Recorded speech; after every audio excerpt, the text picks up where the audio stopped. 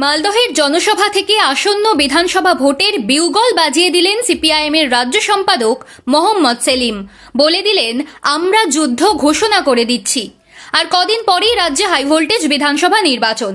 ক্ষমতাসীন তৃণমূল কংগ্রেস কি পারবে ক্ষমতা ধরে রেখে চতুর্থবার রাজ্যে সরকার গঠন করতে, নাকি প্রথমবারের জন্য পশ্চিমবঙ্গের রাজনীতিতে পড়বে গেরুয়ার ছোঁয়া? ক্ষমতা কি দখল করতে পারবে প্রধান বিরোধী দল বিজেপি? এই চেনা প্রশ্নের বাইরে উঠে আসছে বামফ্রন্টের নাম। বিধানসভায় আসন সংখ্যায় তারা শূন্য, তবু উঠে আসছে সিপিআইএম এর নাম। কেন উঠছে? কারণ দুটো। প্রথমত, বাংলায় 34 বছর সরকার চালানোর ইতিহাস। লাল জামানার ইতিহাসের ব্যাপ্তি এতটাই যে চাইলেও মুছে ফেলা যাবে না। দ্বিতীয় কারণ, অবশ্যই সাম্প্রতিককালে সিপিআইএম কর্মী, সদস্য, সমর্থকদের প্রাণপণ লড়াই। শূন্য হয়ে যাওয়ার পরেও দমে না গিয়ে সিপিআইএম ভীষণভাবেই এ রাজ্যের রাজনীতিতে প্রাসঙ্গিক থেকে গিয়েছেন।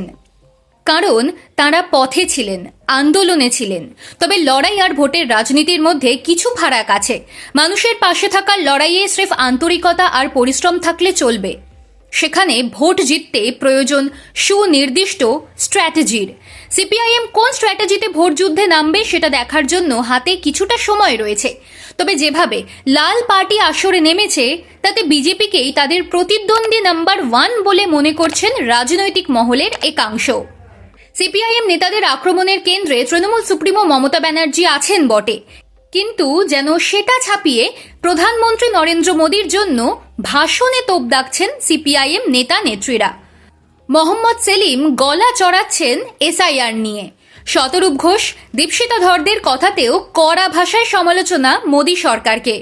এছাড়া বিজেপির জাতের রাজনীতি তুলেও গেরুয়া শিবিরকে ফালা ফালা করে দিতে ছাড়ছেন বামপন্থীরা। আসলে ভোট ভাগের ফলে তৃণমূলের সুবিধে হয়ে যাওয়ার স্ট্র্যাটেজি ভাঙতে বদ্ধপরিকর বামেরা। তারা চাইছে তৃণমূল বিরোধী সিংহভাগ ভোট যেন বামপন্থীদের বাক্সে পড়ে, তারপরে তৃণমূলের ভোট বাক্সে হানা দেওয়া স্ট্র্যাটেজি।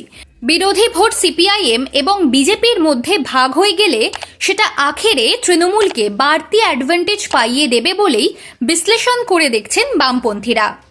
সেক্ষেত্রে প্রধান বিরোধী হিসেবে যদি সবচেয়ে বেশি ভোট তাদের ঘরে আসে, তখন কিন্তু তৃণমূল কংগ্রেস প্রার্থীদের আসন টলানো যেতে পারে। অন্তত সিপিআইএম এর তেমনই বিশ্বাস। তাই ভোটের কথা ভেবে লাল ঝান্ডাধারীদের সাম্প্রতিক টার্গেট নাম্বার 1 হয়ে উঠছে বিজেপি। বোঝাই যাচ্ছে পদ্ম শিবিরকে টার্গেট করে জোড়া ফুলে হানা দিতে চাইছে সিপিএম।